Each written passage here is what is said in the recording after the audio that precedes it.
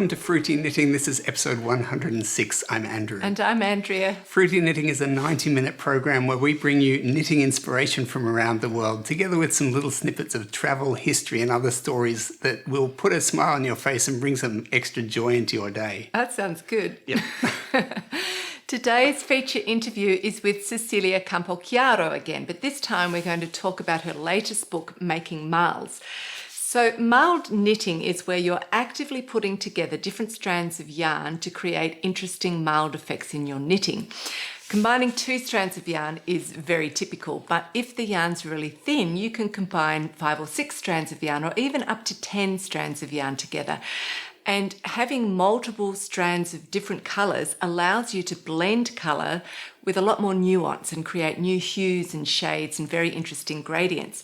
So it means that you can have really quite precise control over the look of your fabric just by swapping in and out different coloured strands to change the hue or the shade as you're knitting along, and that's super exciting. So Cecilia goes into a lot of depth on the subject. She gives us lots of tips and tricks and a ton of inspiration, so I think you're going to really love it. Cecilia's also got a background in spectroscopy, which is the interaction of light with matter, and she also has a section in this book that deals with how we perceive colour, which is really interesting. Now, Andrew was curious as to how we can it's actually possible to have a colour wheel and not just say a colour line. A colour line, yeah. Yeah, so you're going to share your thoughts on that as well, which is going to be fun.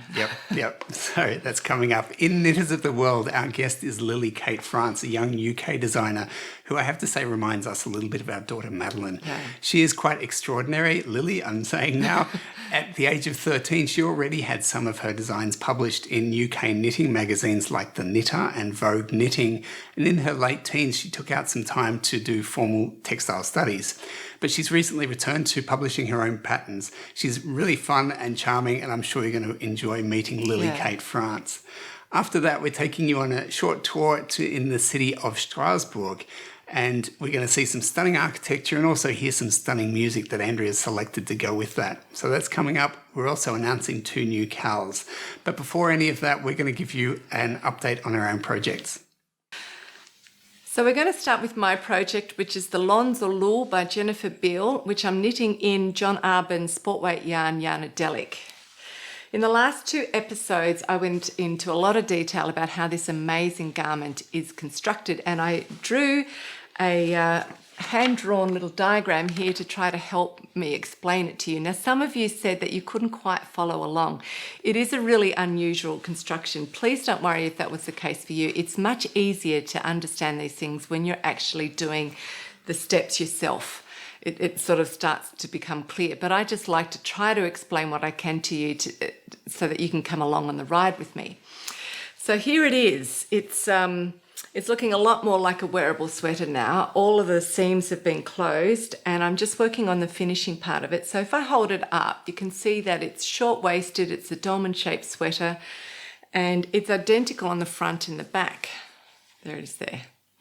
So at the risk of boring our long-term viewers, I just want to do the super fast recap of what I've done so far, just so that new viewers can follow along as well. Andrew's going to help me with that, and I am actually going to put the design on. It's 36 degrees here. Yep. It's so hot. I'm concerned that Andrea might melt. No, it's just going to make me talk faster and get through the recap faster, which is probably a good thing. And glow. And glow. But first of all, I want to say that really the garment it's like a study in steeking, because every single bit of colour work that you see on this garment has been knitted in the round with steeking stitches, which are then cut open so that the colour work can be a flat piece of knitting. So that's quite interesting. If you've never done steeking before, it's a great design to do to overcome your fear of steeking. And I thought I might have lost a few people in the last episode when I start talking about steeking so much, if you don't quite understand what steeking is or if you're not familiar with it. So I just want to do a really quick description of what it is. So when you're doing colour work like this, it's much easier to do it in the round so that you're only ever knitting, you don't have to purl, and you've got the pattern, so the right side of the fabric always facing you, because that way you can see where you are very easily in the pattern, and it's also much easier carrying the floats behind you. So what happens if a knitter has a flat piece of colour work, what they can do to make it easier for them is at the end of the row, they'll cast on some extra stitches. It could be 5 extra or 10 stitches. And they're sort of like bridging stitches that will join one end of their knitting to the other end of the knitting and allows them to keep knitting in the round and only ever knit and not have to purl. So once they do that and they've completed their colour work, they reinforce the edges of their knitting so it's not going to come apart, and then they cut in the middle of those steeking stitches, and so it now becomes a flat piece of knitting. So that's what steeking is. And the word steek is, I think it comes from Gaelic origin, and it just means bridging. So that it's basically bridging one end of your knitting to the other. So that's what this jumper is all about. Now I'm going to stick it on now. My goodness, is this hot. This is hot, hot, hot. Okay, I'm going to talk really, really fast. So here we go. Andrew's going to help me. So just to recap, if you hold this up very, very fast, what happens is you're starting, it's a top-down sweater, so you're starting with these panels of colour work here, and they're actually joined in the round, so you knit them both together with 2 sets of steeking stitches, which you then cut open, so then you've got 2 long panels. So then you pick up stitches along one edge of both of them, and then you're starting at the top and you're going to knit down in very long rows like this all the way across. You do that down to the colour work on the front and on the back. So you're going to pick up stitches along the other edge of the colour work panel and do this same thing, exact same thing on the back, except for the back neck's just a little bit higher. Then you get down to this wide section of colour work that runs across the chest and the sleeves here. So the front and the back, like I showed you before, is exactly identical. So when you're at the end of this row here, you cast on some bridging stitches, extra stitches, so that you can knit your way around to the back side, and then you knit right around the back. You cast on some extra bridging stitches here so that you can continue knitting in these huge long rows. So you do that till you get down to here. That here. You can, yeah, so but I'm going to talk about that later. Sorry. I'm just trying to get through this so I can get this jumper off. Okay, so once you've completed this broad band of colour work, you reinforce your steeking stitches and you cut them open. So now you're back to working in flat pieces of knitting again, and you continue down in stocking stitch, knitting and purling down to the waist on both sides. And when you've done that, it's like you're wearing a big poncho. So this is joined because of this panel, and you've got a flat piece here and a flat piece there, but all of this is open. So then what you do, because you've got another panel of colour work under here, I hope you can see that, or under here. So then what you do is you pick up stitches, where are we? Here. You pick up stitches along the side, and you show on the diagram, on the side of the body and under the arm, all along the front piece. And then you're going to knit this colour work panel, which is done in long lines. But so that you don't have to purl, at the end of the row here, you cast on some more stitches, the steeking stitches, so that you can connect it to the other side of your row, which is down on the hem. So you're then knitting in a round like this for the whole panel, which is kind of crazy, but it's fun. Then you cut it open when you finish the panel, and you're back to having a long, thin piece of colour work, which is attached to the front piece, but not yet to the back piece. And then you have to graft it along, and that closes up this seam. So I was in the middle of doing that in the last episode, and the same is done on the other side here. You can see that. Yeah, so now I'm going to show you the lace hem.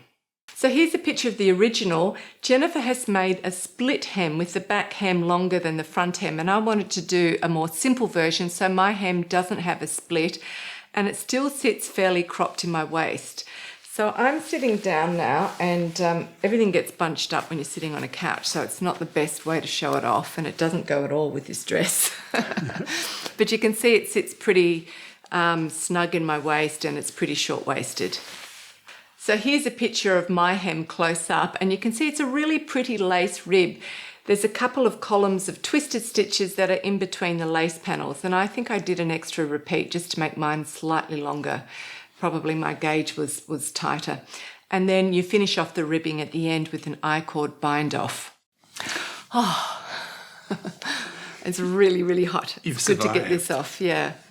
Okay, so that lace ribbing is also around the neck and on the sleeves here, and I just love the cuff. I think the cuff is my favourite part of this design. This one's completely finished, and this one isn't, and I just want to show you what happens because it's so interesting. So at the end of the cuff, you end up having 4 steeks on it. It's sort of a bit like a box. You've got a steek on either side and a steek on the top and bottom, because this colour work here was actually joined to that colour work there. So they had bridging stitches across there that you cut through. And at the end of this colour work, there was a steek. And at the end of this colour work, there was a steek. So you've got a cuff with 4 straight steeking edges on it, which gives you a little bit of extra material that you don't really want. And this is where Jennifer has really used that she's ingenious. She's used it to really great effect, because then she does a steeked sandwich around this to sort of turn it into this sort of very luscious, velvety looking trimming, is what I think. So you might remember back in episode 91, I showed you my version of a steeked sandwich on the Morningstar bridal jacket. This one here, can you help me hold it up? So this bit here is a steeked sandwich, and it just does a really neat trimming on the edge of a steek. It reminds me here of just sort of ribbon, like velvet ribbon trimming on the end. So it's really beautiful. So that's what she does on the cuff. Here's an up-close picture of my steeked sandwich on my cuff. It's round and it's firm and plump because I added a few more bits of waste yarn inside the steeked sandwich just to make sure that it was going to be evenly padded in a complete circle. Because if you go back to my box analogy, there were some corners that didn't have steeked material, and those parts needed to be filled in a little bit with waste yarn just to make sure that everything was really even. Like I said, I think it just looks so beautiful and reminds me a bit of medieval trimming on a garment. So after you complete the steeked sandwich, you just continue knitting down with that pretty lace rip, and you end with an I-cord bind off. So that was my favourite part of the whole garment, I think. And I think some of you will really enjoy seeing how it's actually done. So I'm planning to film myself do the other cuff and then make a condensed version and show you in the next episode. Just a quick update from me on my Bowie top by Lisa Richardson, because I haven't really made any dramatic progress. This is the stocking stitch that I've managed. It's something to show. I'm persisting there. So yeah, it's coming along, but again... You're getting a bit faster, you said, with your flicking. Yeah. I did. I did some measurements. I did some time measurements, and the results were not encouraging. And so faced with those results, I figured, all right, I've just got to put in the hours. And so I started putting in a few more hours, and I actually found that helped. Yes. So yeah, that's the stocking stitch. Now, I would really like to say that I've finished one of the sleeves, but I haven't quite. The sleeves are knitted in 2 parts. And the first part is what we've seen in the last few episodes, and that's this lacy section, or the leafy. Back. There. The leafy section. So, and I have finished this leafy section for one sleeve, and I've started it for the second sleeve. Yeah. Here's the second sleeve starting. It's going to look like this. That's actually half the length of it. It doesn't look that impressive, but it is half the length. Anyway, so I'm working through that. But not finished. The second part, and I have to say thank you to all of the viewers who have sent in suggestions about how I can keep track of where I am, where I get to the long rows. Lots of suggestions about apps I can use, and also using stitch markers. I have started to use some stitch markers just occasionally to separate the major sections, but I am also sticking with my very low-tech stack of coins, and that's working just fine. So I am still really enjoying doing this pattern. The second part of the sleeve is Rowan says it's an intricate Shetland style border. And it's another bit of lace. It's charted, and my understanding is it's kind of knitted sideways. Yeah. I haven't looked into it completely, but this somehow... is the top of the sleeve cap. So you're knitting this way, and at the end of every row, you're going to pick up one of these stitches and join it together. Something like that, yeah. Anyway, I'm figuring that it's going to be relatively easy because it is kind of rectangular and repetitive, so I can stick to that story at least until I start knitting it. but I figured I would do both of the leafy sections and then go on to both of the borders. So that's what I'm doing there. I think it's coming along well. When I started doing this pattern, I did say that these sleeves are pretty much like little shawls, and they really are. And they certainly look like that. And it turns out that that really is true because Andrea was looking in the magazine where this design appears. That's the Rowan magazine number 67.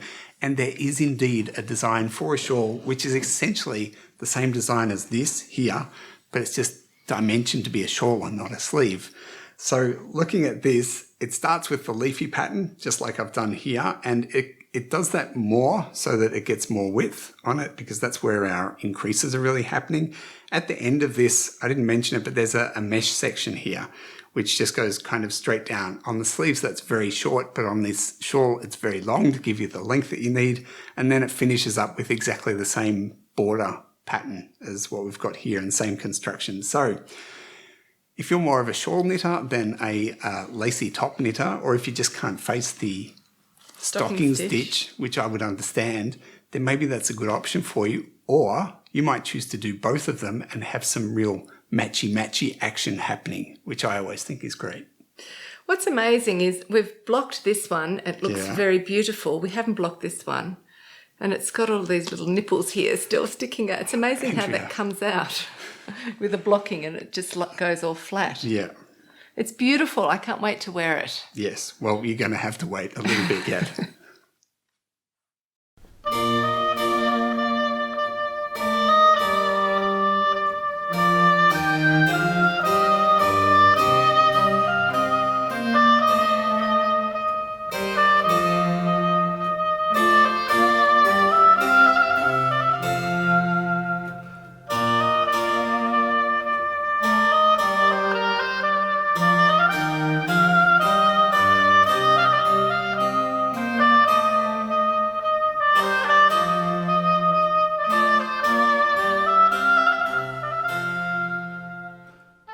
Welcome to Fruity Knitting. Very recently we interviewed Cecilia Campochiaro about her book Sequence Knitting, and today she joins us again to talk about her second book, Making Marls.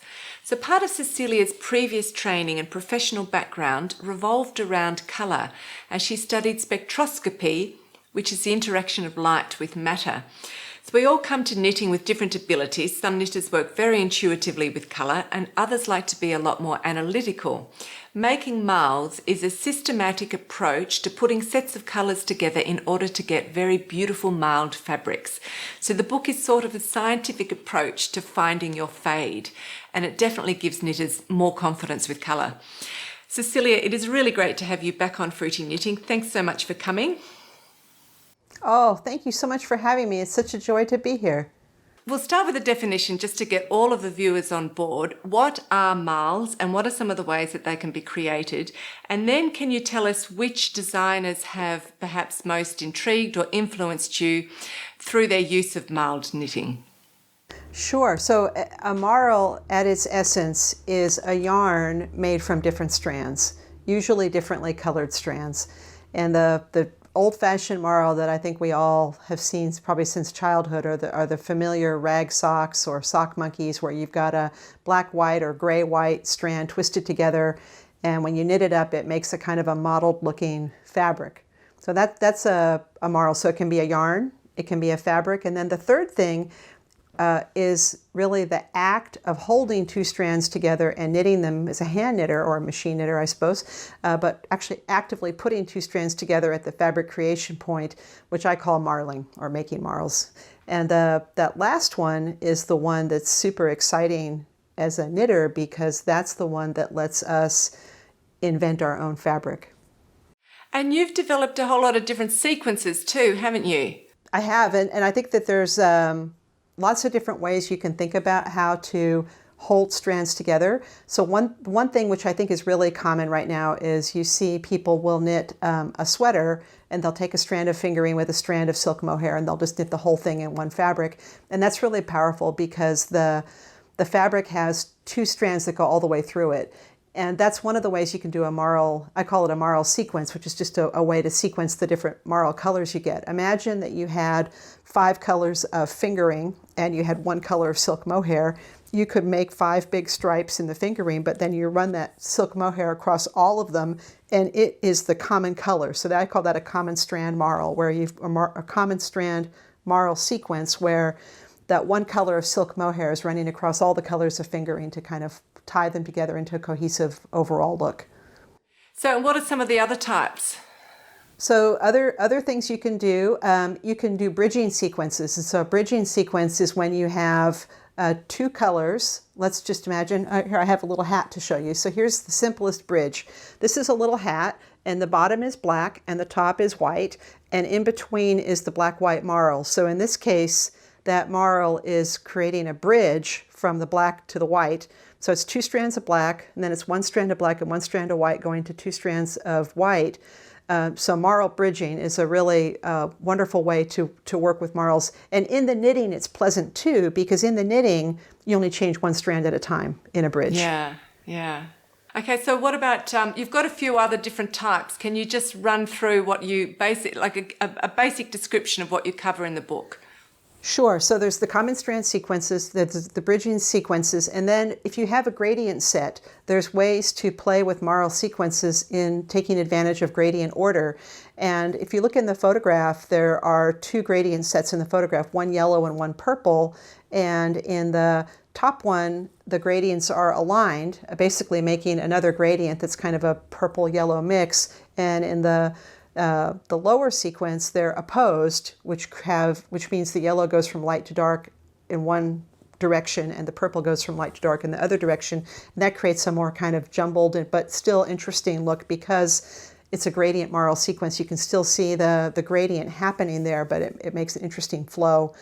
And then if a sequence doesn't really fit into those categories, I just kind of put them into one group I call complex, which are all different kinds of ways to order the sequences that aren't as simple as common strand or bridging, but can still be quite beautiful and can have their own structures.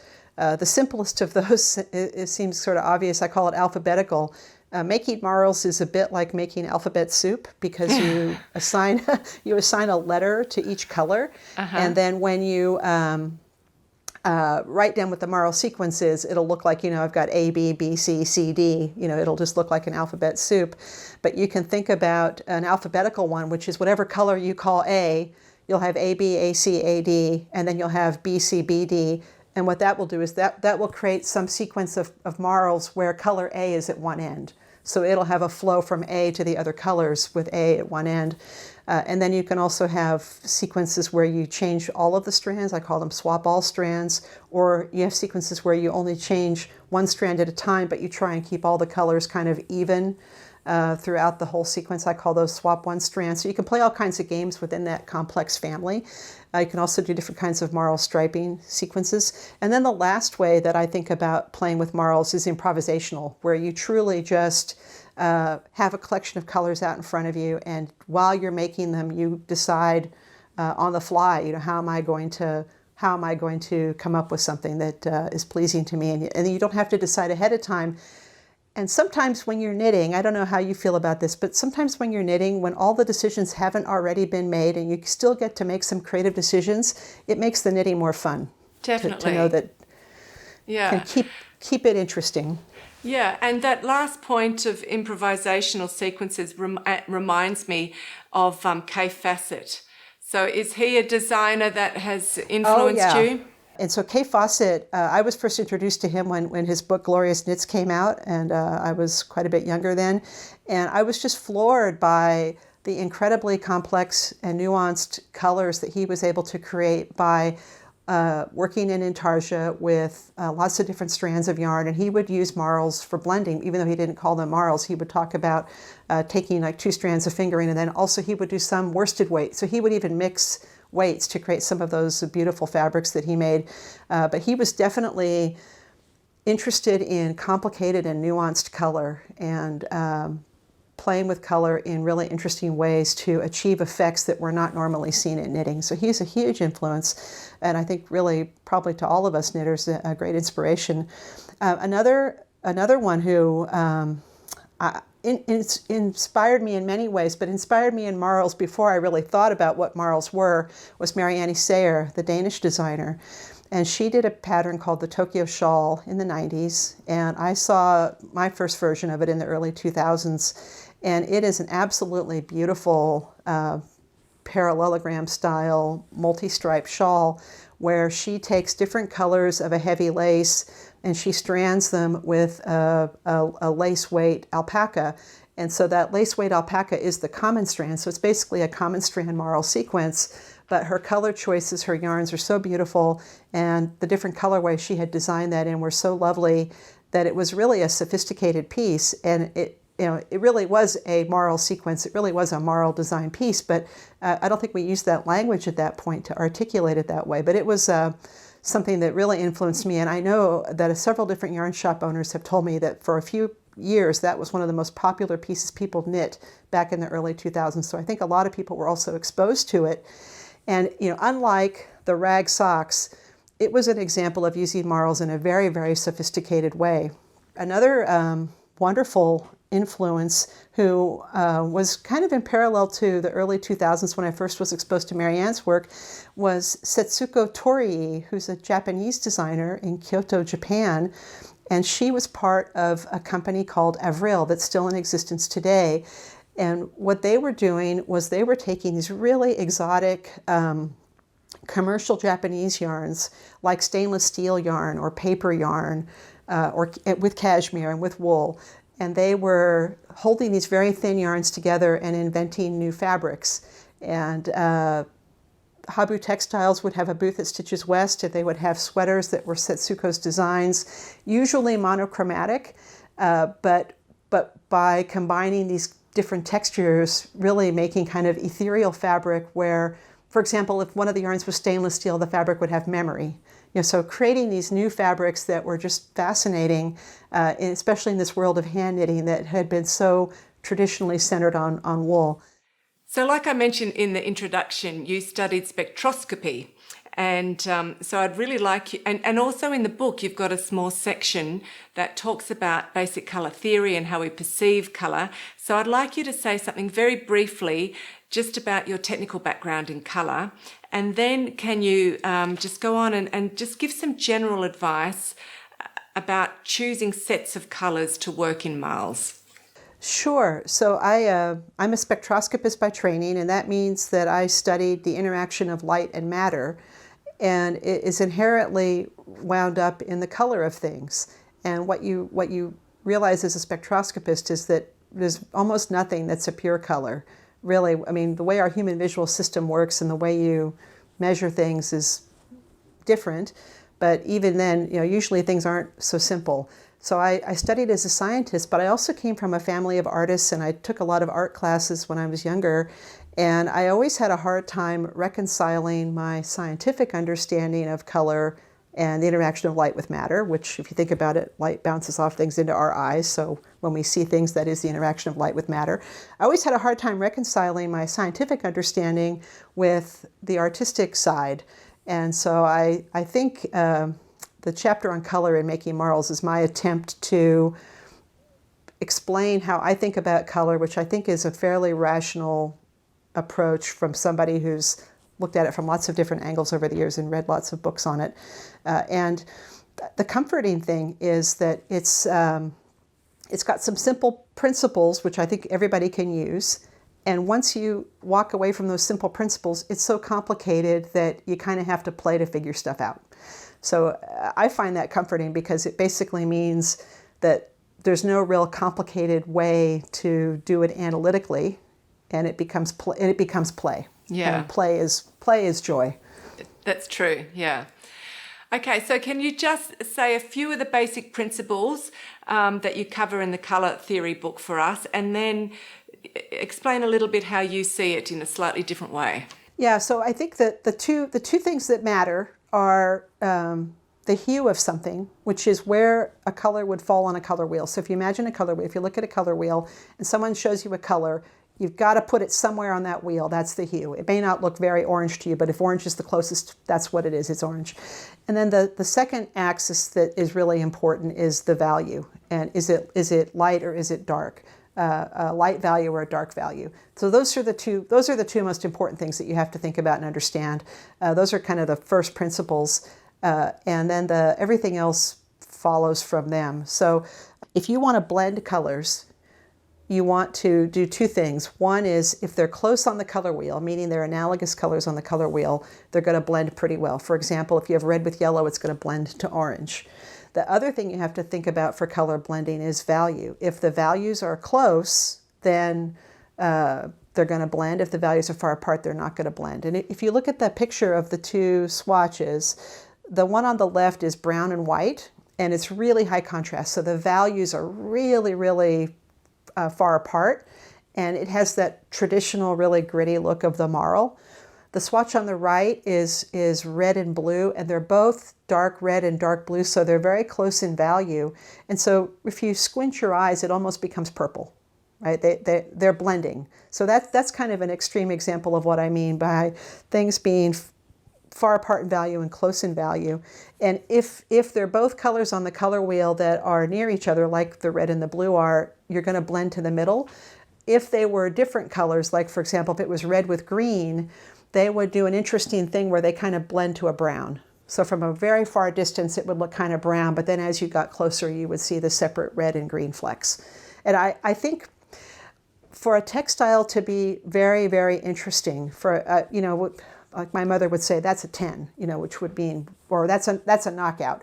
For a textile to be really successful, it has to work from far away and it has to work from close up. Yes. And I think it's wonderful if it's different from far away than from close up. And Marls are fabulous for that, because when you're close enough to see the individual strands and stitches, like if I were visiting with you in a room and we were sitting next to each other, I would be able to see your sweater in great detail and appreciate all the little flecks of color.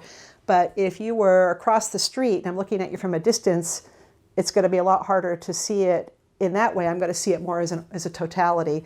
If it works in both of those regimes, that's stunning. A huge artistic. It's stunning. That's right. That's kind of the goal. So you don't really think about triads and thinking of it in that typical way, do you?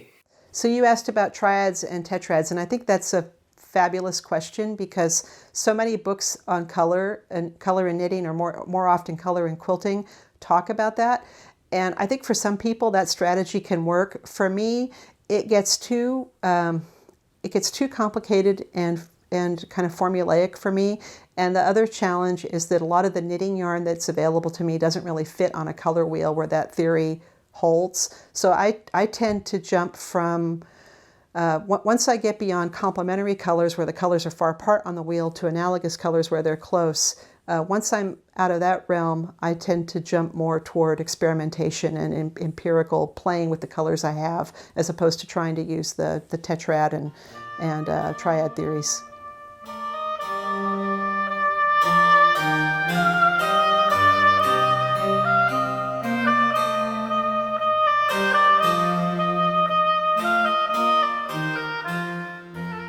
Welcome back.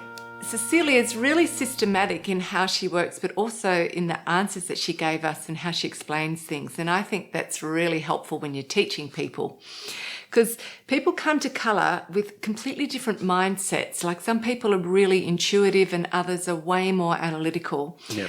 But probably the majority of people first need to start with just a little bit of analytical structure, so that they can feel familiar and really comfortable working with colour in a more advanced way. And then they get to relax, and that's when they're relaxed, that's when their playful, intuitive side just starts flowing through. And I think this book, Making Marls, is really good. It's really helpful for that, just giving you that basis to start with, to get you out of just knitting green or just knitting blue. Whatever. So the second part of the interview is at the end of the program. Cecilia talks in a lot more depth about the different techniques of making marls. She, in particular, about strand weighting, which I was particularly attracted to. I found that super interesting. Mm-hmm. So she goes into that. She also shows us how she uses her micro swatches, which is a really good tool. And she addresses the knitter who's nervous about playing with colour, just to get them started. And she tells us about some traps that we can avoid. So there's a lot more coming up in part 2 of the interview at the end of the program. So Cecilia has arranged a discount on her book, Making Marls, for Fruity Knitting patrons. 2 of her distributors are offering a 20% discount on the book. In the States, Schoolhouse Press is offering the discount. Schoolhouse Press is an online store with a fantastic range of top knitting-related books and European yarns that are harder to get in the States. And in Europe, Ito Yarn and Design is offering a 20% discount on the Making Marls book. So Ito Yarn and Design is a wholesale stockist of luxury Japanese yarns and patterns and products, and they're based in Berlin. So thank you very much. So working on the show is our full-time job, and we're only able to do that thanks to the ongoing support of our patrons. It only takes a small monthly contribution to become a patron, but only a small percentage of our regular viewers have actually become patrons. It is a difficult time. Every single patron makes a big difference to us, and we do really rely on the people who are regularly watching to make a contribution. So please do become a patron, and thank you so much to the wonderful viewers who've done that. We really appreciate you. Yeah, absolutely. Today's show is very much about colour, so I wanted to share a story of mine with you that you might find interesting around colour. And I have to say I am feeling a little self-conscious here because our guest, Cecilia, as Andrea said, is a real colour expert, a real professional, and I haven't checked this with her, so hopefully I'm right, but we may have to issue a correction in the next episode. I think you'll get plenty of comments if you're wrong. Well, we'll see. I'm going to risk it. Yeah, just risk it. Anyway, my story starts with a question. And the question for me really is, how is it that you get to have a colour wheel, right? So people talk about the colour wheel or the colour circle where you go smoothly from one colour to the next, but you go around in a circle and you come back to where you started and you can go either direction.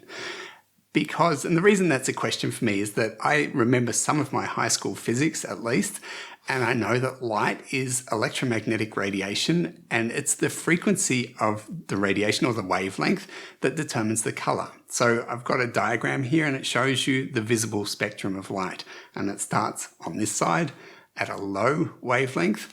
So 380 nanometers, we've got violet light, and we move gradually. We've got violet, blue, green, yellow, orange, red, up towards your end at a wavelength of 750 nanometers. Okay, so it moves through the visible spectrum. And that's the spectrum of light that people can typically see. Just as a quick aside on this, apparently, and I'm not sure about this, but apparently there are some women who can see a little bit more in the, I guess it's the ultraviolet range, so see colours that normal people can't see. And also there are women who can distinguish colours around this sort of area better than other people. And the reason that that happens is that women, it's the X chromosome that determines or influences colour perception. And women, of course, have 2 X chromosomes. So we're better at it. You're better at it. Men, on the other hand, have 1 X chromosome, 1 Y chromosome, and that's why men are much more likely to have some form of colour blindness. Yeah, I was thinking that then. Anyway, that's an aside. So moving through this spectrum is, I understand that, okay? We've got a wavelength and we gradually increase that from 380, you can think go 381 and so on, all the way up to 750, and it's a smooth change of the colours. The question for me is, how do you get from that end? How do you make this jump back to the beginning? Because it's a linear thing, right? These wavelengths are a physical thing and it doesn't come back on itself.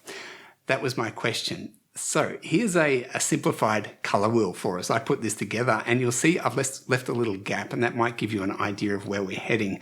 I also want to take you, to get to that, I want to take you back in time. For me, I need to go all the way back to kindergarten, and I think I have vague memories of playing with finger paints, which I think is a great thing to do. I can remember being told you got yellow paint and blue paint, you mix them together and you'll get green. And this is the key to it. And this mixing of paints, right, happens with paint, but it also happens in your head. And just to take green as an example, if you look at a rainbow, then you're actually seeing, one of the bands of the rainbow is green, and you're actually seeing green light. But apart from that... So that's a true green. It's a true green, yeah. It's a green light, and your brain tells you there's green. But in a lot of situations, you may be seeing green, but in fact, it might be some mix, just like in kindergarten, of yellow light and blue light. Okay. And your brain doesn't tell you the difference between a true green light and a mixture of yellow and blue light together. That's right. That's right. And physically, they're two different things, right? Green light is green light. It's got a certain wavelength, and yellow and blue are also different lights, and they have their own wavelengths. And it's your visual system that brings this all together and tells you it's green. So it's this kind of mixing that goes on in our visual system, which is the solution to the gap in our color wheel. But instead of mixing blue and yellow, we're going to take the ends of the visual spectrum, which is violet and red, and we mix them together, and what we get is purple. Because purple is what is known as a non-spectral color, which means that it's not on the spectrum. There is no wavelength of light with the color purple. Okay, so there is no pure light that is radiating purple. Doesn't exist. Wow. Doesn't exist. So purple only exists as a mixture of some other colors. The simplest way to think of it is a mixture of red and violet. And of course, there's not just one purple. You know, knitters know that. You've got something there on your knee there. Yeah, it's purpley pink. There's lots of different shades, and you can actually form, just like you've got a sort of gradient of colors in the visible spectrum, you can form a gradient of shades of purple going from red at one end, say, gradually increasing the amount of violet and decrease the amount of red until you get to a pure violet. Right, so it's a continuous gradient. And this line of shades of purple is called the line of purples. It's actually a known thing. And so if you put these two things together, you take the line of purples and you take the visible spectrum, then you can move from violet. Let's start down here. We move from violet, increase the wavelength up until red. Then we can leap across to the line of purples, and it's the line of purples that gets us back to the beginning. So we start with red, gradually increase more violet, we go through different shades of purple, get to the other end where we've got pure violet again. And that's how we get the color wheel in a continuous circle. So that's interesting, but everything on that top line is only an illusion. It's just different percentages of pure red or pure violet mixed together.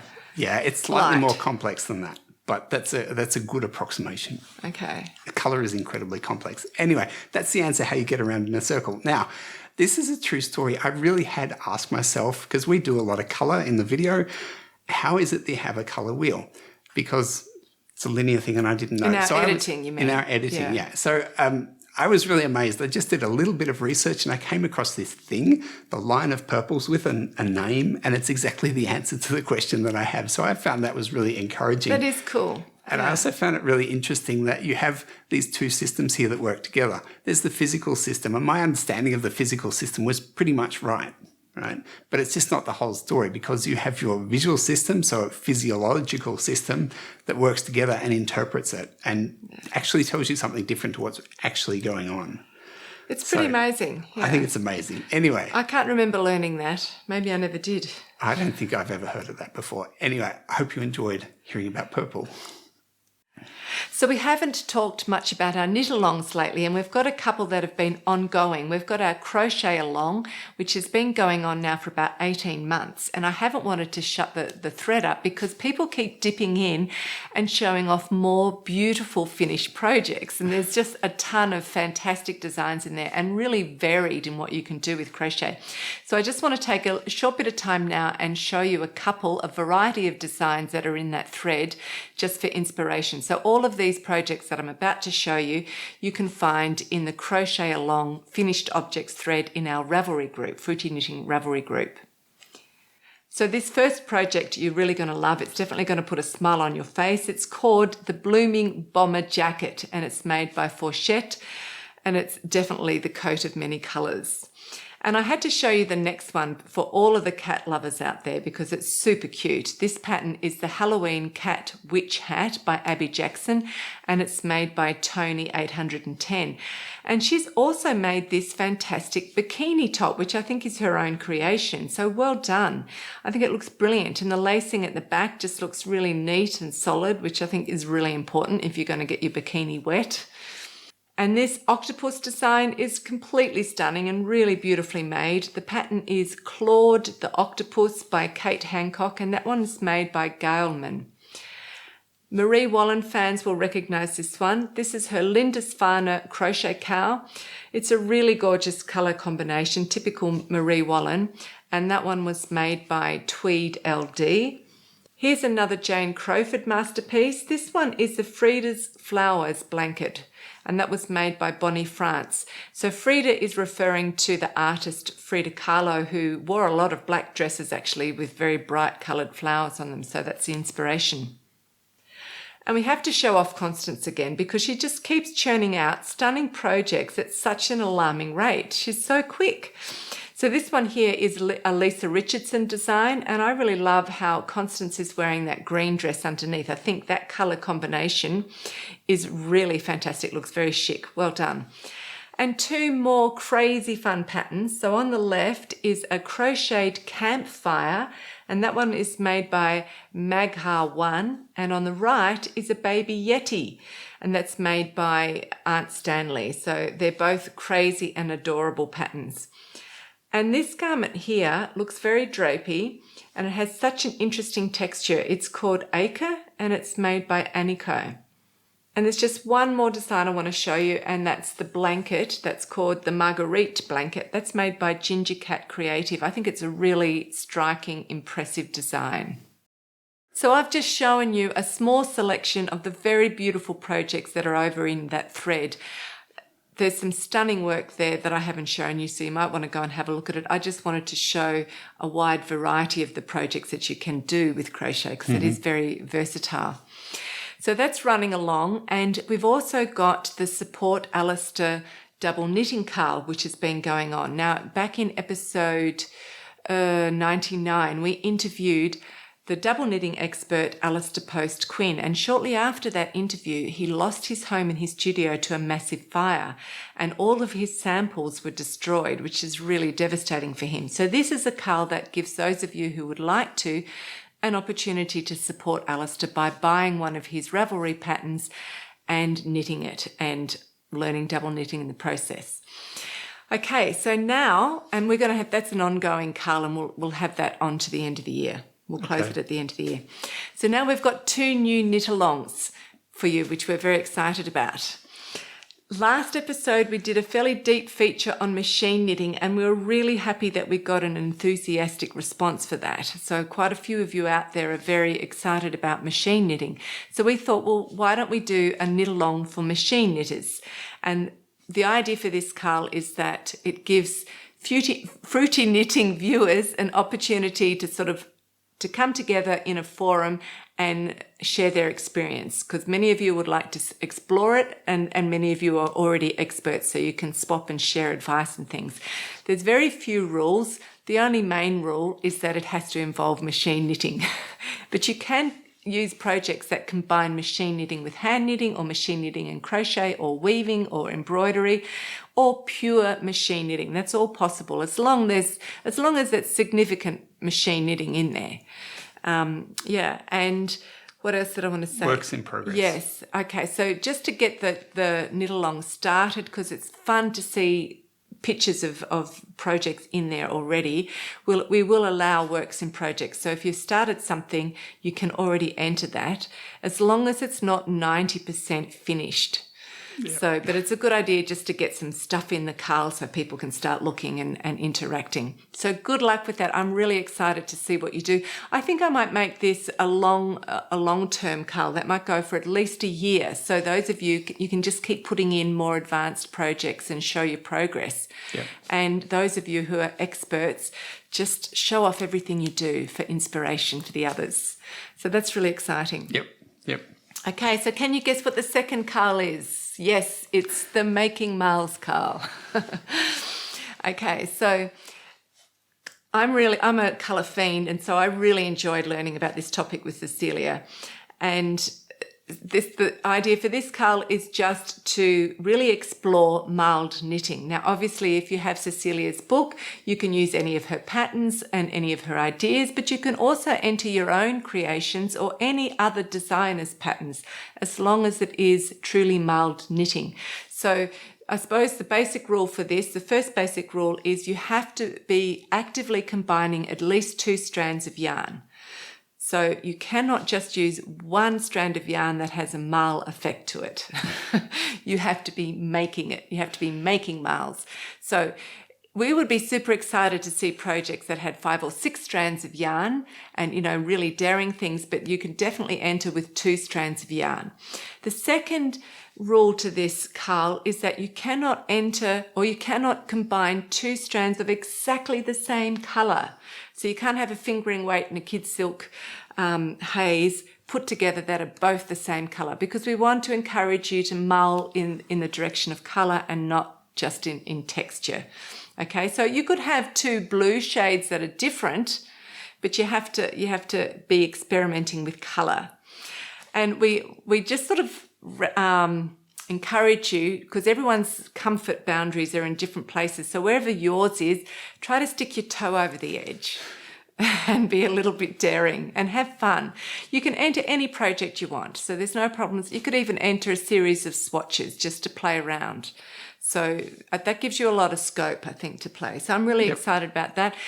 Introduce yourselves, share your advice, talk about your woes, and have a lot of fun. So both of those 2 Carls, knit-alongs, will be in our Ravelry group, Fruity Knitting Ravelry group, and also in the Patron Community Forum. We're going to take you on a short tour of the city of Strasbourg, which is in France, but it's located about 2 hours drive from here. Before we jump into that segment, I'm going to tell you a little bit of background on the city. So Strasbourg was first mentioned in the literature as a Roman military outpost in 12 BC, which means that in 1988, they celebrated their 2000th anniversary. That's extraordinary. Which is extraordinary. Yeah. And I think really, Strasbourg is a particularly beautiful city, I think partly because at least some of the architecture from this long period of civilization has been preserved in some way. So it's amazing it didn't get bombed out flat in the war. I don't understand how that is. But yeah. Okay, keep going. Early in the segment, you're going to see the Barrage Vauban, or the Vauban Dam. And this is a combined dam and bridge which was built in 1690 as part of the city's defences. And the idea was that in the case of attack, the dam would be closed and that would flood the plains upstream of the city, meaning that they weren't reachable by the enemy.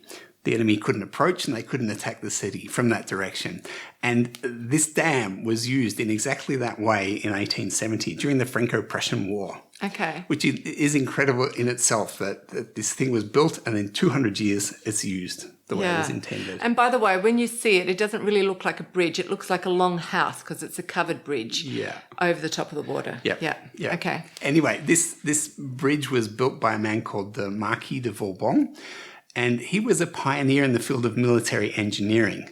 And one of his key concepts was that any piece of civil infrastructure had to also serve a military purpose. So if you're building a bridge or a road or a port, had to handle the day-to-day traffic, but it also had to be capable of handling whatever you needed during war times. Right? And this is an idea that was taken on by many armies around the world for hundreds of years, and it actually influenced the formation of the United States Army Corps of Engineers. But was he the first one to really think like that? Yeah, I think so. Okay. I think so. He's a remarkable guy. He's the first at so many things. He is. I mean, they set up a school and he personally did all the examinations in this military engineering school. Okay. Anyway, we better keep going. Anyway, so Vauban had many different ideas, and his work in military engineering led him on to other fields. And one of his specialities was siege warfare. And what he saw from his experience there was that some territory, some pieces of land are just too difficult to defend. And it really would be better for the country that you just give them up, abandon them. And this is, of course, a really unpopular idea at the time. All the empires are aiming to grow, and he's saying, no, just drop that bit. It's not worth the trouble.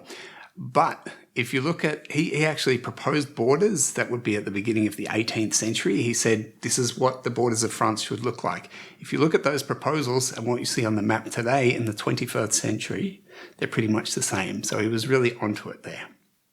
He also used his engineering skills to analyze the costs of military actions like sieges and battles, and they were often seen as alternatives, so he would compare them.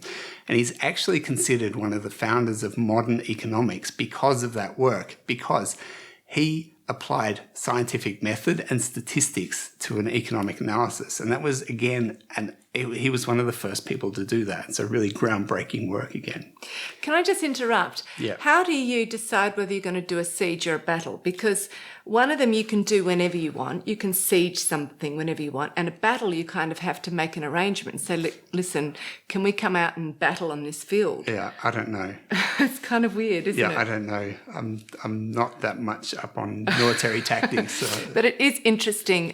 It's amazing in the UK to go to certain fields and know that very famous battles took place in a fairly small area. Yeah. That must have been terrifying. Anyway, sorry, keep going. Yeah. So he was a great economist. Yeah, but really groundbreaking in the way he looked at it. Mm-hmm. And again, the results of his work there were not popular. So he was quite a brave man too in himself. Anyway, I just wanted to tell you one more thing about the Vauban Dam before we let you see it.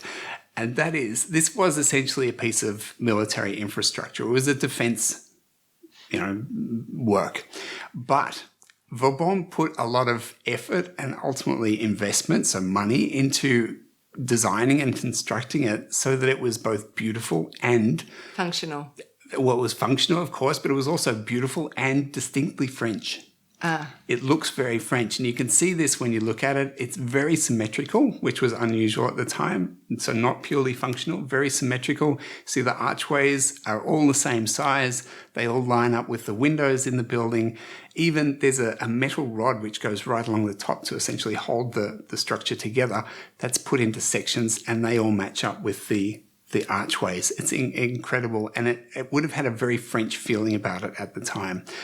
The other thing that you can see is the stonemasonry there's an enormous attention to detail, and it's all done beautifully, sharply cut corners, and the way the stones come together around the archways is really incredible. Very unusual for the time to put that sort of effort into a military structure. And the reason that this was done was, you have to think, this is part of the city wall, and this is all facing inside. So the residents of the city are seeing this, and they're looking at it. It gives them the feeling, this is France. This is a French city, and we are the French people. Because it's right on the border of Germany and France. Exactly. And so the borders are always changing over the centuries. So it's really important that the people living there think, we are French, we are not German. We're living in a French city that's got a German name. Yeah. Well, that's the strange part. Anyway, so Marquis de Vauban, incredible man, so many different fields that he's had an influence in. So enjoy our tour of Strasbourg. Yeah, and the music you're going to hear for music lovers is Mozart's Violin Sonata in B-flat major. And straight after that, we're going to meet Lily Kate France.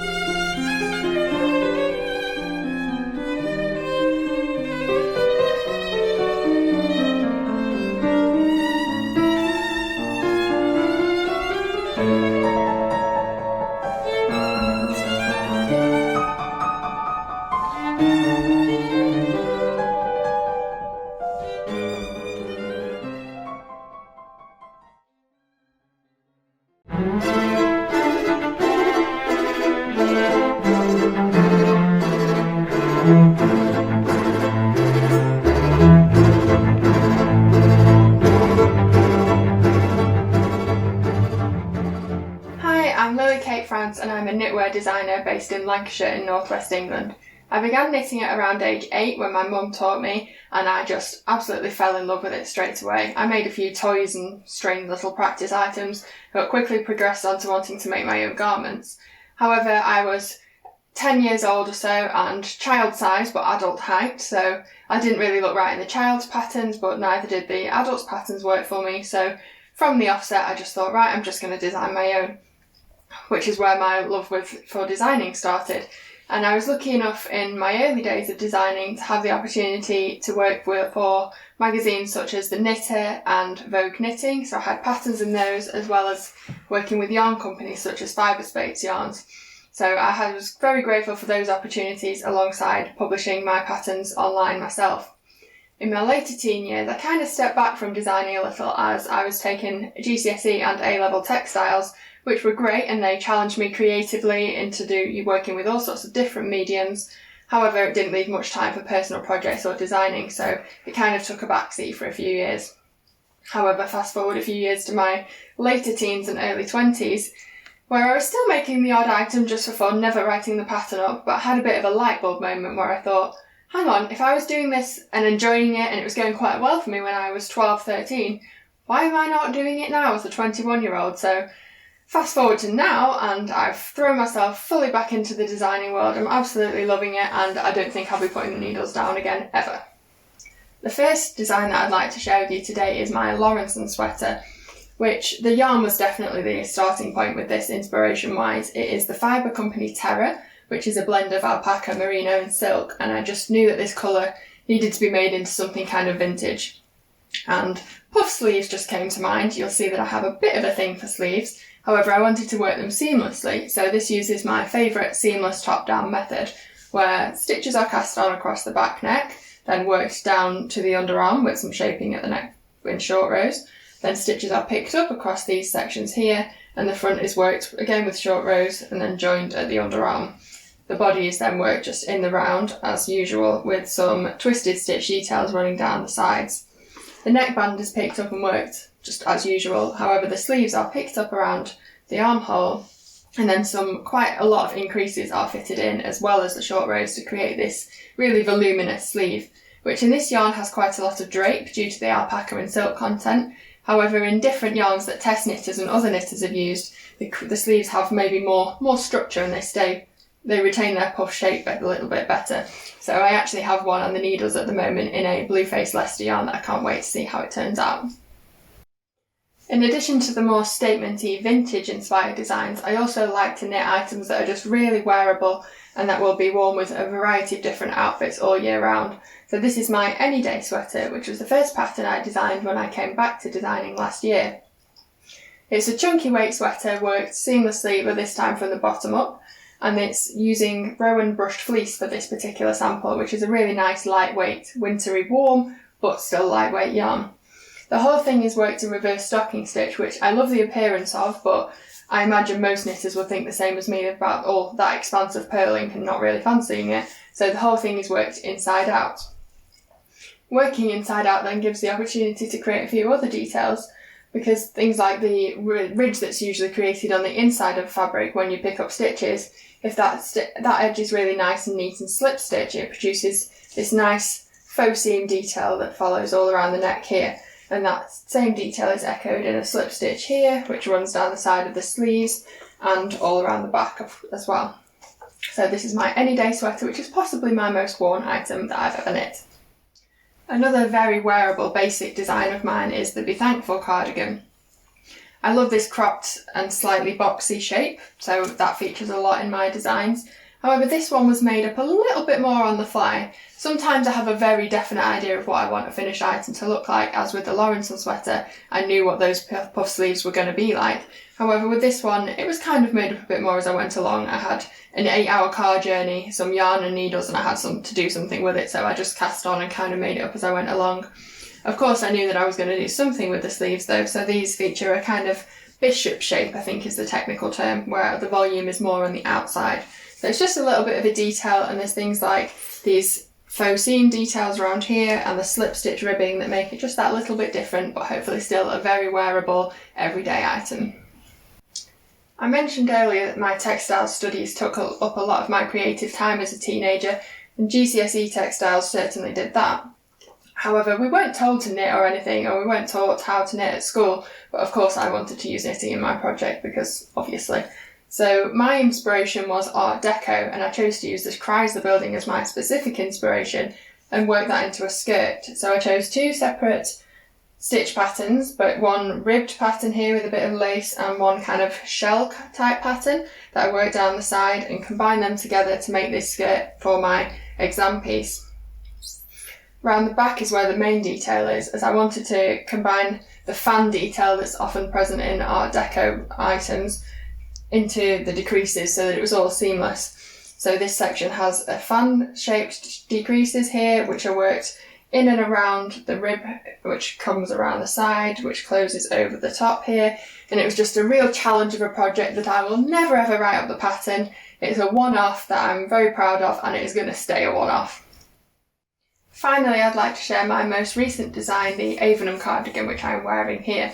This was another item where the yarn provided the inspiration. I picked up these 2 yarns at Yarndale last year from the West Greenloft yarn stand, and I just wanted to do something that really allowed this mohair to shine because I just think it's so beautiful and lightweight. So of course, my first thought was sleeves, because obviously. So this time, instead of a traditional puff sleeve, I wanted to create this kind of puff sleeve, flutter sleeve hybrid situation that has quite a lot of volume from front to back and a kind of fairy-like feel. It's so nice to move around in. So again, this is worked seamlessly from the top down with the same method, however obviously using a different yarn for the sleeves, and then finally changing back to the main yarn just for an I-cord edge, which my idea was that that would look like bias binding, just a really minimal edge to finish it off nicely. This pattern is currently being tested and will be available on the 15th of August. Thank you so much for having me on Fruity Knitting. It's been a pleasure to film this video. I hope you liked my designs, and thank you so much to Andrew and Andrea for having me.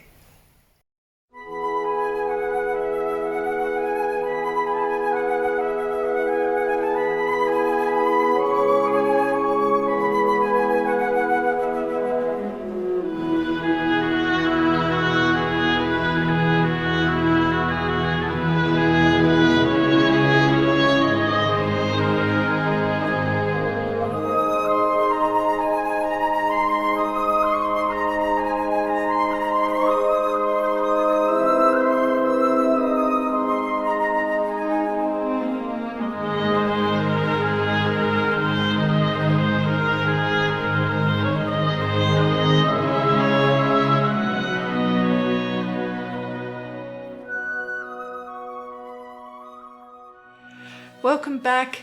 Lily's patterns are really wearable and fashionable, and a lot of them look like they're very relaxing knits, I think. Yeah, so thank you very much for your contribution. It's quite remarkable, really, that she was publishing her patterns, or she was getting them published in UK magazines when she was about 13. Yeah. I mean, it's interesting to hear the story about that she grew and couldn't find things to fit her, and so she made her own. Yeah, but that's one thing, but then to actually publish a pattern is a completely different step above that. And she's only 13, so well done. That's you've got a good career ahead of you, so keep going. And I particularly loved the Avonham cardigan, with the flatter sleeves. I thought she used the yarn combination there really to perfection. She really showed off the mohair on the sleeves and then the speckledy on the actual garment. It looks beautiful with the sort of faux bias binding around the edges. It looked great. So well done. And I also really like the catchy names that she gives her patterns, like the Be Thankful cardigan, I think it was, and the Everyday Sweater. Yep. So Lily is offering Fruity Knitting patrons a 25% discount off all her self-published patterns, which you can either buy in her Ravelry store or from her shop on her website. And the details of that discount is, as usual, on our Patreon page. So just one quick announcement before we go, and that is we're going to have a 4-week gap before we release the next episode. And the reason for this is very simple. It takes us a good 2 weeks to prepare each episode. If we leave a 4-week gap, then we actually get to take 2 weeks of something like a real holiday. Each episode of this show is kind of like a magazine with all the different segments, and each of the different segments takes a surprising amount of work to prepare. It really is a very intense load. Yeah, it could be many hours to produce a 5-minute segment. Yeah, it is quite surprising or shocking. If you think of a typical magazine, they might release 4 editions per year. We've managed 24 episodes per year for the last 4 years. And that really means that I think both of us can say that we haven't taken 4 or maybe even 3 days off without consecutive days off without doing significant work on the show. And the result of that is that we do have our 105 episodes out there, but it's also that particularly Andrea is now getting very close to burnout. And we just don't want to get there, and we need to take a real holiday. And we want to preserve the show, make the show healthy. That's right. Yeah. It's no good for us if we're worn out, and it's no good for the show. It would simply stop in a bad way. So we're taking a break. I think people can understand that. I would like to say, as Andrea said before, please support the show by becoming a patron. We really do depend on patron support, and as Andrea said, every patron does count. It only takes a small amount to make a real contribution, so please do that and help us keep the show going on. Yeah, so I think that's everything. Okay, so thank you so much for spending time with us again. There's still more to come. It's the second part of our interview with Cecelia, which I know you're going to love and learn a lot from, so enjoy that. And we'll see you in 4 weeks. Yep. Thanks again. Bye. Bye.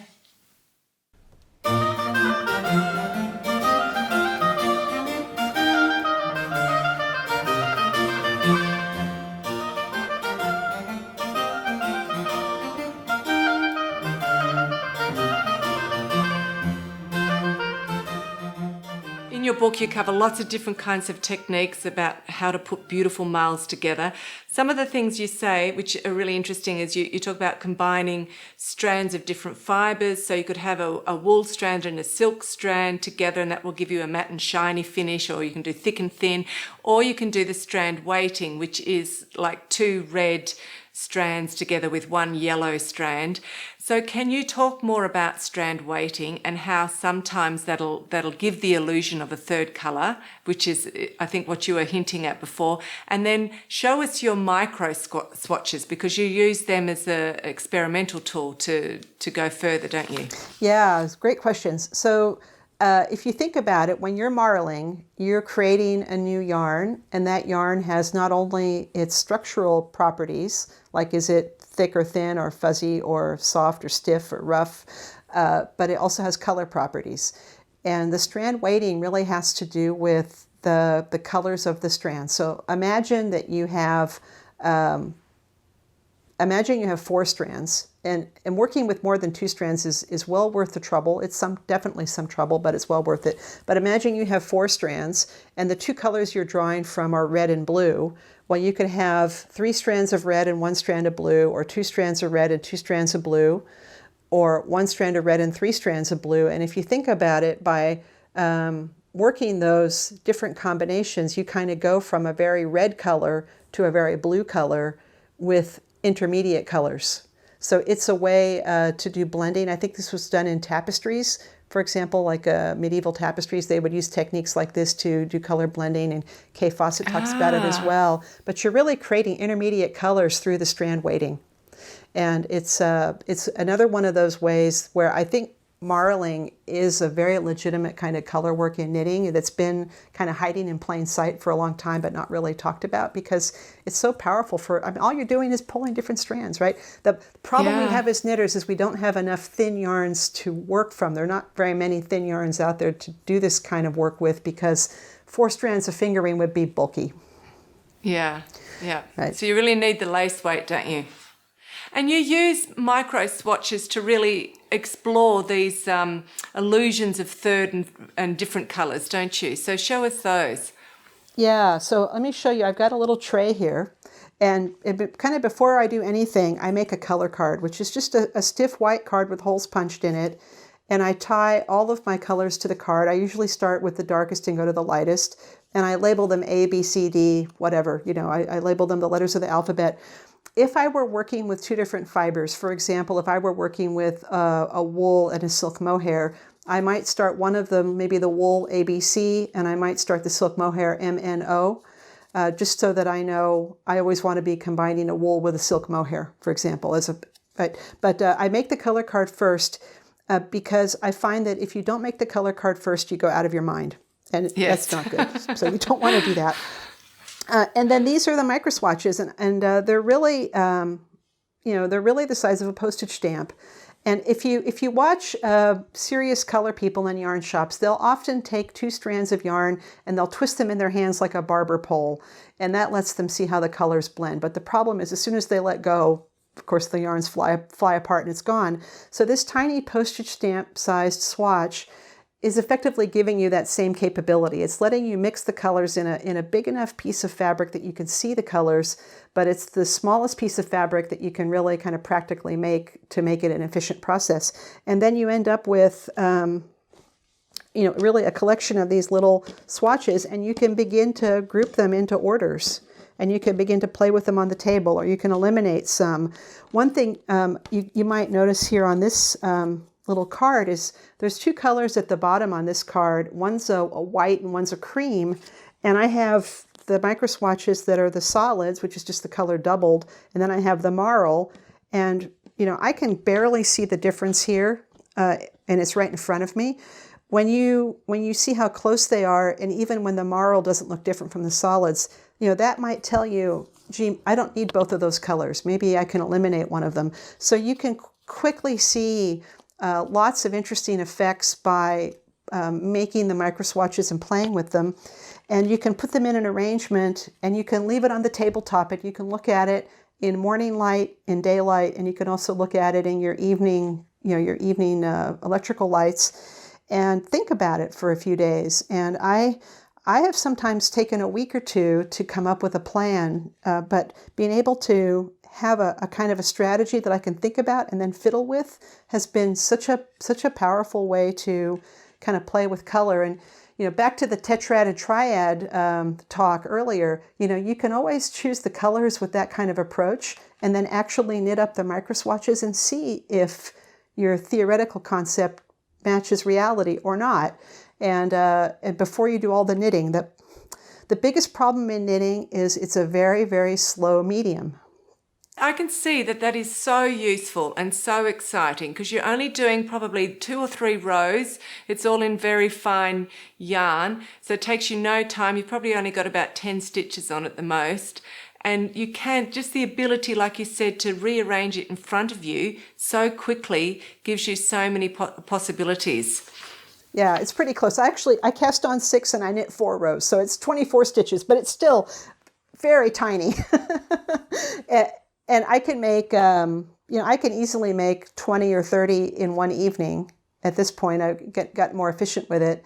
Here's another thing to think about is when you have a set of yarns, they make a certain number of color combinations. And I think so often when you make a plan in the knitting, you kind of cast one combination in stone, and then you have to begin the knitting. And in this case, with 7 colors, you've got quite a few pairwise combinations here. I know with 6 colors, I think there's 15 pairwise combinations. I think with 7 colors, there's 21 pairwise combinations. And this technique lets you actually consider all of them. And I think that is really helpful. Take Fair Isle. a lot of Fair Isle patterns use 12, let's just say, 10 or 12 colors in them. That would be too many micro swatches to make. But if you had some combinations you weren't sure of, you could even use this approach, I think, for kind of mapping out a Fair Isle plan. So you've also got designs in the book. Can you just quickly show us about 3 of the designs and talk about your thinking behind them from the color perspective? Oh, I'd love to. So every piece in the book is designed to be both something you could just knit by following the pattern, or an idea that you can just take as a starting point and make your own. So you can think of them as patterns, but really also as recipes. And this is a piece that I really love. I love to wear it. It's called Goethe, and named after the famous German philosopher who also had some disagreements with Newton on color theory. This is a common strand piece. It's made from 2 strands of Ito Kinu, which is one of those beautiful Japanese silk noil yarns. So it has the feeling of like a cotton because it's the silk noil, and it has the look of a tweed. So it's a really beautiful medium to work in. So the silk noil is in this case, it's a charcoal color that runs all the way through, and then it's knit with a very thin yarn called Itogima, which is a lace weight cotton tape. So super thin cotton tape. And the cotton tape is very vibrant. It's almost a polished cotton. And so you've got this kind of a tweedy charcoal tying together a kind of carrot yellow and then 2 shades of green. But because it's knit with this lace doubled, and then it's also knit at kind of an open gauge, it's a very gauzy fabric. So it's not heavy. It's not heavy on the body. It drapes. It's knit on the bias. So it's just a very wearable, comfortable piece. It looks super elegant. Thank you. It's so simple, right? It's basically 4 big bias stripes using a common strand. So it can be adapted to different weights or different fibers, different colors. This is another one. This is in Marianne Sayers spinny yarn. So this is this is the Danish yarn. So this is I would say a wool of integrity. It's got a little bit of a bite to it, the way a natural wool will.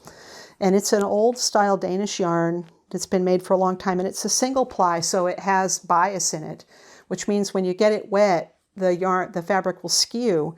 So this is just ribbing. But because of the bias in the yarn, the ribbing has a small rickrack look to it. Okay, yeah, I can see that. And this was really inspired by Marianne Sayers' Marl stripes. And so I wanted to do a Marl striping strategy that would be the same on both sides, because as you know from sequence knitting, making fabrics reversible is really important to me. And I wanted to really just make something that would be interesting. So the stripes follow a Fibonacci pattern. And so they go 1, 1, 2, 3, 5. No, just 1, 1, 2, 3. But then each little section where they go 1, 1, 2, 3, there's an order to the colors. And then the next section changes the order. And all the possible orders are run through. So this has got a little bit of a mathematical puzzle in it. But I don't think you need to even think about that just to see what an interesting and kind of complicated striping pattern it is. And it's just this huge, weightless, gauzy. You can see how weightless it is. It's just the drape it has. So I just love this piece. It's quite long and I'm quite short, but we manage. I just wrap it around a couple times. I like things to feel generous but not feel heavy. Yes. And that's always a goal. Absolutely. Have you got one more to show us? I'm going to show you one more. This is a piece in my friend Catherine Lowe's yarn. Catherine's an American designer, and she works in Italian commercial yarns. And she buys them, and she rewinds the commercial yarns into hand knitting weights. And she calls it Merino 5, but it's actually 10 super tiny strands of merino held together. 10 strands make DK weight. So that is amazing, because when you have 10 strands, you can play incredible games. And you were talking earlier about strand weighting. So this piece is called Strauss, and this is kind of the ultimate Marl bridge. And it goes from 9 strands of black with 1 strand of white at one end, all the way to 9 strands of white and 1 strand of black at the other. So it's got all the Marls in between, just from black to white. But it's just extraordinary that we have access to this incredible thin yarn that we can make these beautiful. Yes, I think the key is the thin yarn, isn't it? You just make the most beautiful fabrics to look at, but also to have on your body. That's right. If you want to play with multiple strands, you have to get down into the thin yarns.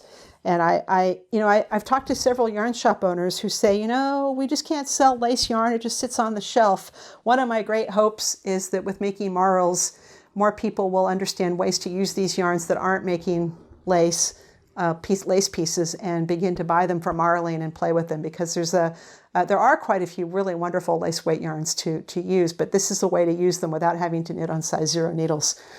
Okay, so I want to go back now to the knitter who's still nervous about playing with colour.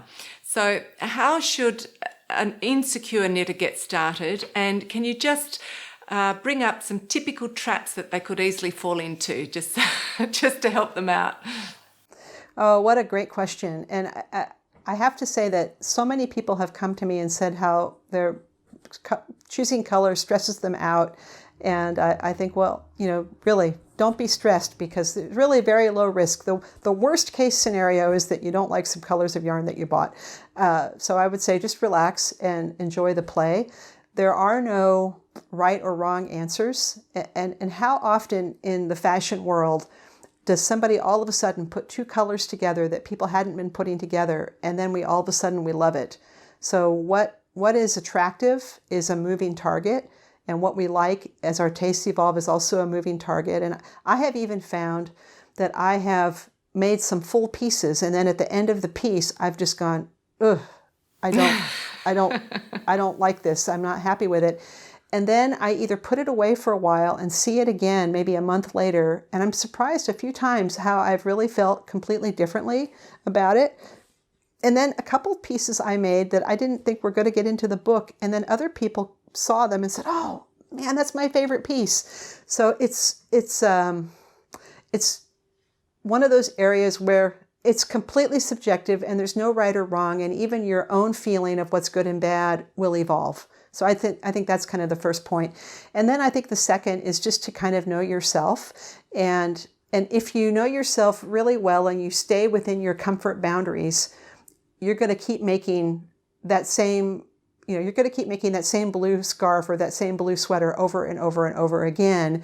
And then you're going to say, why does my knitting always look the same? So you have to kind of know your boundaries, and you have to make, I think, a bold move to say, I'm going to do something to break out of my boundary. And that's where the microswatching can really help you, because you can do the microswatching and you can play. And it can even be as simple as putting, little edges on things or little color embellishments to kind of get out of a comfort zone or a rut. Sometimes I will go pick colors where I say, I'm going to go pick colors I would never pick, and I'm going to see what happens. And sometimes I'm quite surprised by how good things can happen.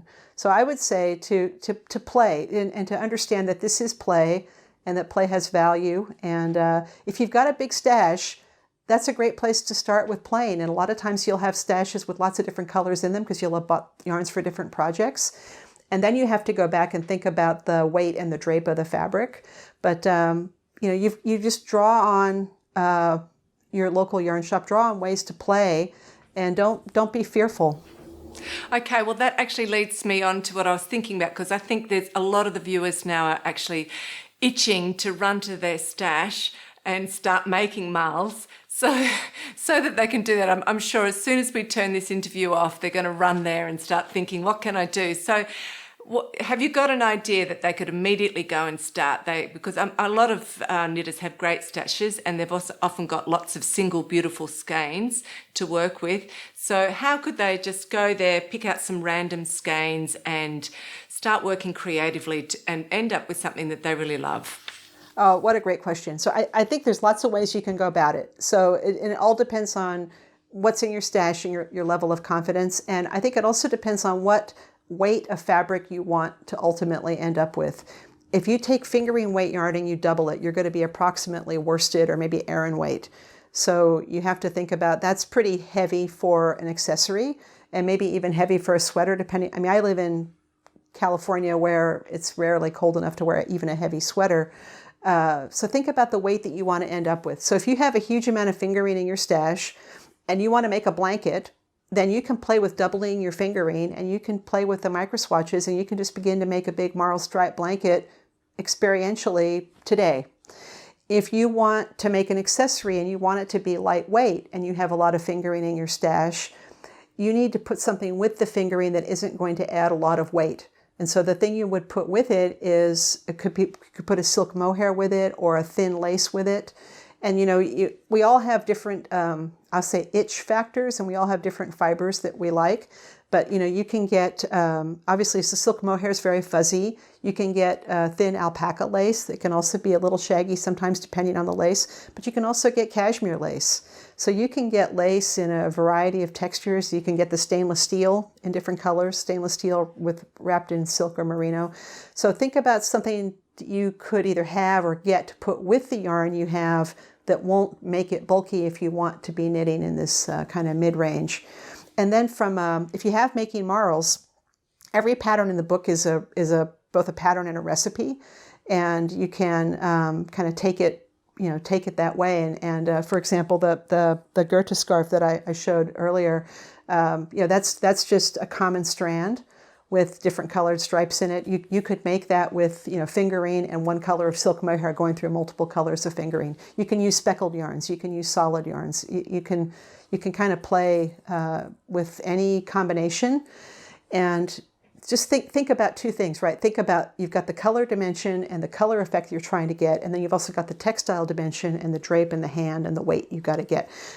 So you have to balance the two when you plan your project.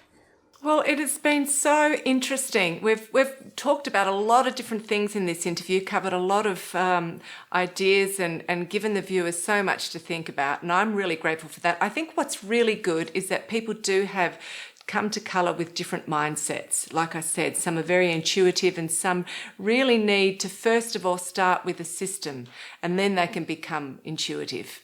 But they need something to hold on in an analytical way first, and then that's sort of their stepping stone into being creative.